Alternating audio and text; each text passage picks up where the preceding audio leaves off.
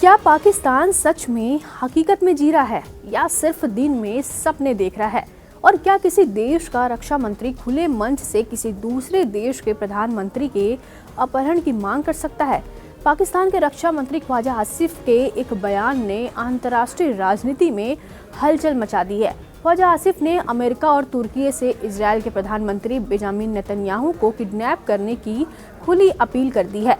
यह बयान उन्होंने जियो टीवी पर लाइव इंटरव्यू के दौरान दिया। लेकिन सवाल यह है कि पाकिस्तान को अचानक नेतन्याहू के अपहरण की बात क्यों सूझी?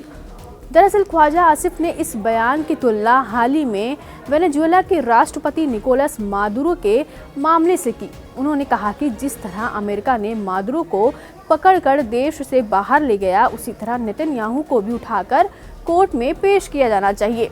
ख्वाजा आसिफ ने नेतन्याहू को मानवता का सबसे बड़ा अपराधी बताते हुए कहा कि उनके खिलाफ इंटरनेशनल क्रिमिनल कोर्ट यानी आईसीसी का गिरफ्तारी वारंट पहले से मौजूद है।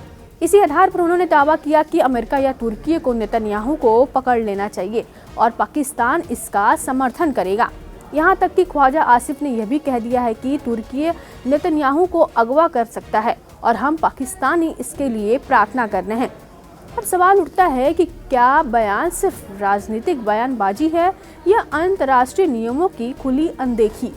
ख्वाजा आसिफ बार बार आईसीसी के गिरफ्तारी वारंट का हवाला दे रहे हैं। उन्होंने कहा कि जब अंतर्राष्ट्रीय अदालत ने कार्रवाई की तो देशों को आगे आकर न्याय सुनिश्चित करना चाहिए।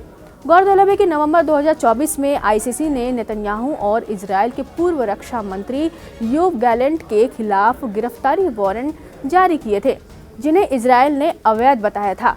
इस पूरे बयान की टाइमिंग भी अहम है। हाल ही में अमेरिका ने वेनेजुएला की कार्रवाई करते हुए राष्ट्रपति निकोलस मादुरो को उनके आवास से पकड़कर देश से बाहर निकाला था। अमेरिका का दावा है कि मादुरो पर नार्को टेररिज्म के गंभीर आरोप हैं और उन्हें अमेरिका में ट्रायल के लिए ले जाया गया है। वहीं मादुरो खुद को राष्ट्रपति बताते हुए इस कार्रवाई को अवैध अपहरण बता रहे हैं। तो क्या पाकिस्तान यह मान रहा है कि अमेरिका दुनिया में जिसे चाहे जब चाहे उठा सकता है? और क्या किसी देश का रक्षा मंत्री खुलेआम अपहरण की मांग करके खुद को अंतर्राष्ट्रीय कानून से ऊपर समझ रहा है? असल में ख्वाजा आसिफ का यह बयान पाकिस्तान की विदेश नीति से ज़्यादा उसकी हताशा और राजनीतिक नाटक को दिखाता है। न तो पाकिस्तान की इतनी ताकत है और न ही उसकी कोई हैसियत कि वह अमेरिका या तुर्की से इस तरह की मांग करे। फिर भी सवाल बना हुआ है, क्या ऐसे बयान सिर्फ सुर्खियां बटोरने के लिए दिए जा रहे हैं या पाकिस्तान वाकई अंतर्राष्ट्रीय मंच पर खुद को मजाक बनते देख रहा है? जो भी हो, इतना तय है कि यह बयान हकीकत से ज़्यादा ख्वाबों की दुनिया का हिस्सा लगता है, जहां पाकिस्तान खुद को वैश्विक फैसलों का खिलाड़ी समझने की कोशिश कर रहा है, जबकि सच्चाई इससे बिल्कुल अलग है।